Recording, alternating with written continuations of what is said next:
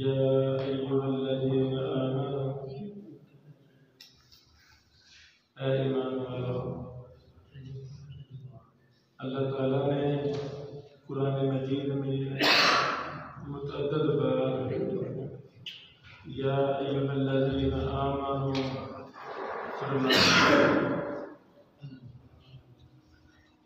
मोमिनों को मुखातब किया है, ऐ ईमान वालों।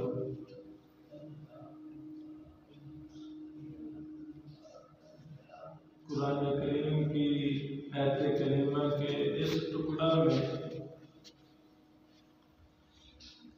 बड़े ज़्यादा मसाइल हैं।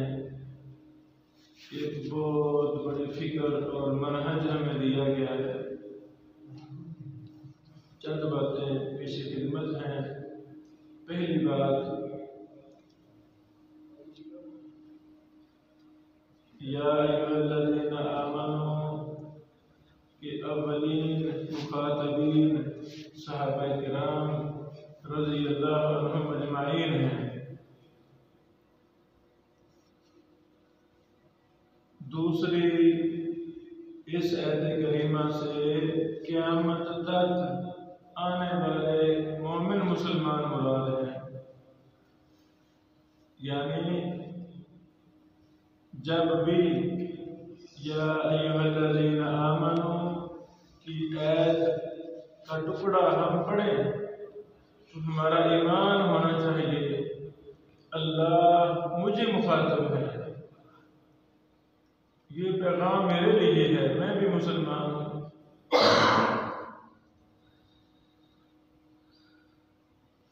तीसरी बात, मुखातब उसी वक्त इंसान करता है जब कोई अहम बात हो।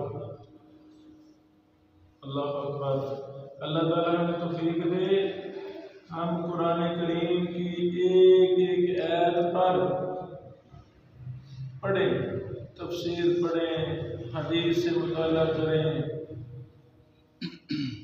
बड़े बड़े उलमा के सामने बैठ कर हम कुरान करीम की तफसीर सीखें। अल्लाह तौफीक दे, हम खुद असातिज़ा की निगरानी में, उलमा की निगरानी में कुतुब तफसीर का मुताला करें। चंद तरबीती बातें करना चाहता हूँ। पहली बात यह है,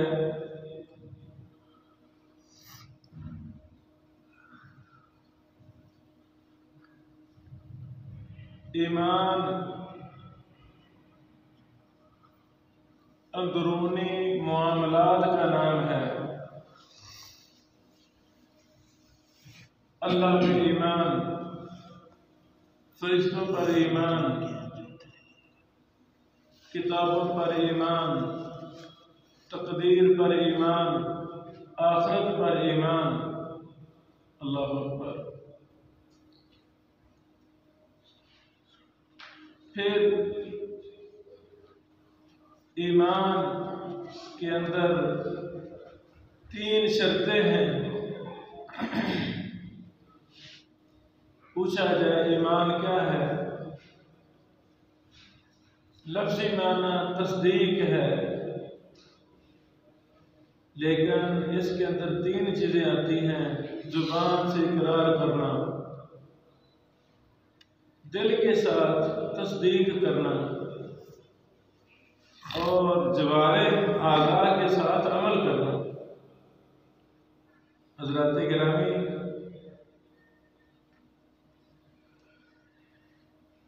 जिस लेवल का हमारा ईमान होगा उसी लेवल की अल्लाह की मोहब्बत नसीब होगी।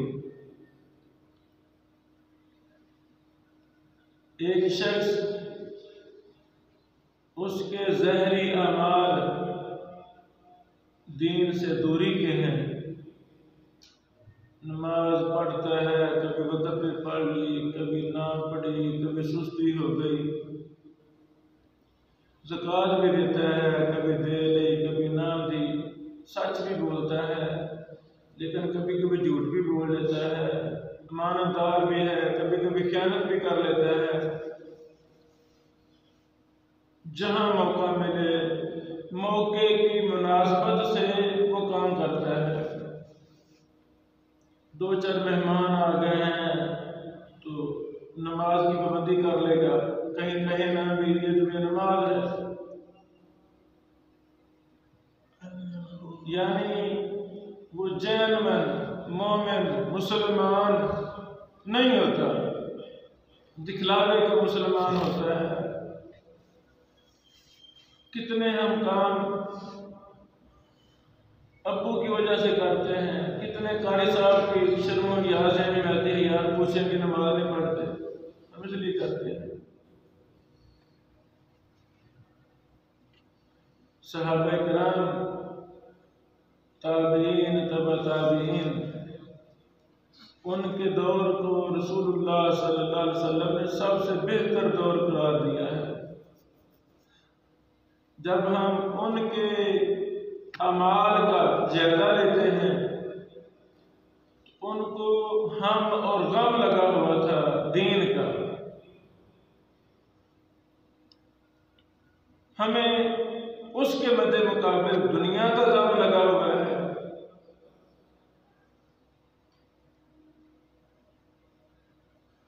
आप मुझसे ज्यादा दुनिया को जानते हैं। एक शख्स के साथ आप 24 घंटे गुजारे,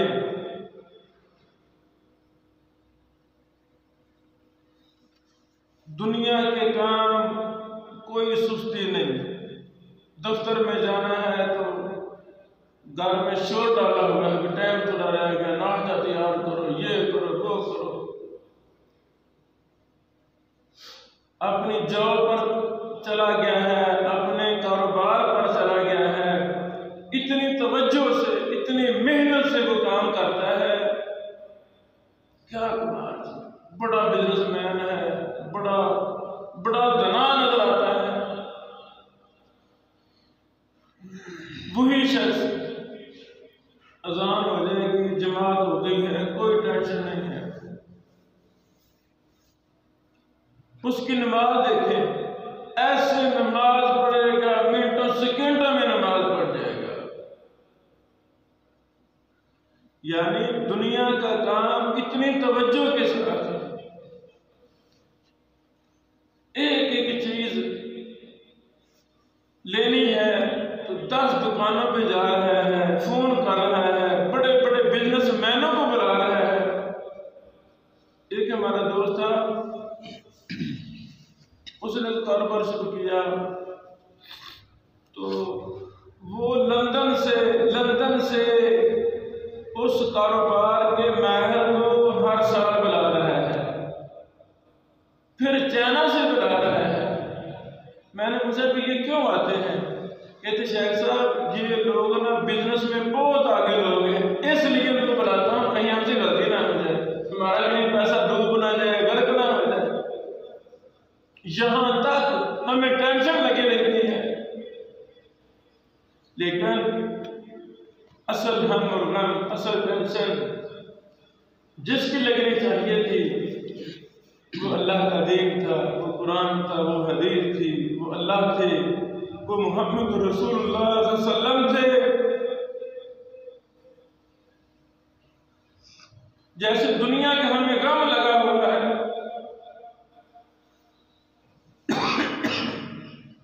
इससे कहीं ज्यादा हमें दीन का गम लगना चाहिए था।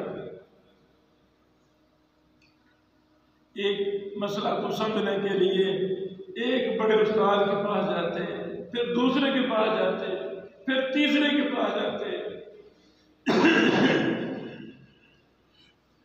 पैसा लगाकर हमें मिस्र जाना पड़ता, उस मसला को समझने के लिए सऊदी अरब जाना पड़ता, बड़े से बड़े मुहद्दिस के पास जाना पड़ता। हम जाके दीन सीखते, होना चाहिए था ना भाई। जिसका गम लगा हुआ है वो दुनिया है, हम उसके पीछे लगे हुए हैं और कमाल दर्जा मेहनत करते हैं। हाँ, अल्लाह का गम, अल्लाह के रसूल का गम, ईमान का गम, इस्लाम का गम, नमाज की परेशानी, तौहीद की परेशानी, सच की परेशानी, नमाज की परेशानी वो मुझे लगी नहीं है, इसलिए मैं मेहनत भी नहीं करता। अल्लाह से दुआ है अल्लाह ताला हमें ईमान नसीब फरमाए। हर मुसलमान मोमिन नहीं होता, हर मोमिन मुसलमान है। पहले इंसान मुसलमान होता है, फिर मेहनत करता है, ईमान के दर्जा को हासिल करने के लिए कश्तियां जला देता है, अपना माइंड तब्दील करता है, ज़हन तब्दील हो गया है तो इंसान के आमाल भी तब्दील हो जाएंगे। वही लड़का जिसको नमाज के लिए फुर्सत नहीं मिलती थी, बड़े तरीके के साथ उसको दीन की तरफ लाया जाए, उसका माइंड को सेट कर दिया जाए, उसका मेमोरी कार्ड तब्दील कर दिया जाए। अल्लाह की कसम वही लड़का आपको मस्जिद का मुअज्जिन नजर आएगा, उसका दुनिया में, बाजार में, दुनिया के काम में दिल नहीं लगेगा, वो भागेगा मस्जिद जाऊं, कब अज़ान हो रही है, अज़ान नहीं हो रही, अज़ान नहीं हो रही। वही लड़का